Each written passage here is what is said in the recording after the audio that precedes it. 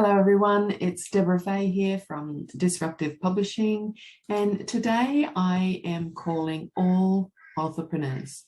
So I'm talking about how to write your book when you have no time and no desire to write. Now, I want to talk specifically to solopreneurs, so particularly coaches, consultants, and therapists who are doing a lot of one-to-one work. Now, I get that you are busy.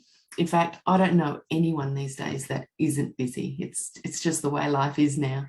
Families need attention, cooking and cleaning still needs to be done. Then there's work, clients, marketing, and the list goes on and on.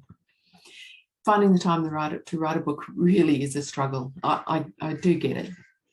But given how important a published book is to your overall business growth, I think it's time to consider what you can do to get your book written, even if you genuinely have no time to spare. And even if you know a book would be beneficial for you and your business, maybe it's not a lifelong dream for you to write or publish a book, which means you don't have the desire or the drive, which makes it even harder.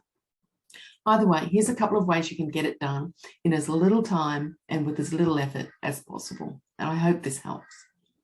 So the first tip is to outsource.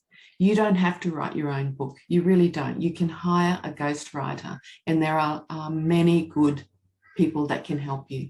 It's a perfectly good option for getting your book written, and I hope you will consider this if you're struggling. It's great if you've got no time. It's great if you don't have a feel for writing, or you think maybe you're not a good writer, and it's great if you simply don't want to write. So whichever camp you belong to there, working with a ghostwriter can make it easy to achieve any publishing goals. Ghostwriters are available on just about any budget, but I would advise you to be aware that you do get what you pay for. It takes time. And while you may not want to or be able to shell out several thousands of dollars, you shouldn't settle for the lowest cost provider. Interview several writers, look at samples of their work, and choose the best that you can afford. Just remember that you can always edit their work, but if you have to edit too much, you probably haven't really saved a lot. The second tip I want to give you is on repurposing, which I've also talked about before. Maybe you've got a wealth of content already that can easily be turned into a book.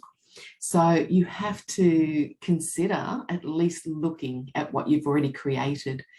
You might have some ebooks lying around. You may have a blog and lots of content there. You may have some free opt-in gifts for your mailing list, like checklists and guides. You may have some paid products that you've created that could be put together, podcast episodes or training webinars and videos. All of these can be put together as long as they're around the same topic. They can be edited to fit within the covers of a book very simply. So don't be afraid to reach into the archives if it means getting your book published. Now, the third tip I want to share with you is about transcribing.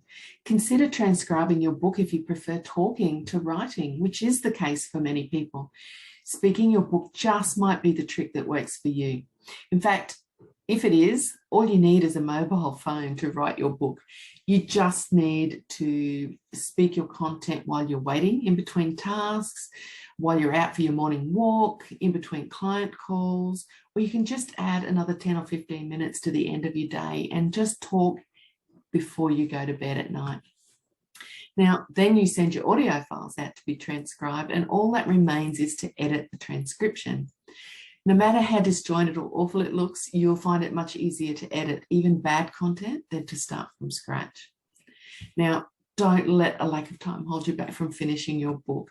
There's no better way to build your audience and establish your expert status than to publish a book.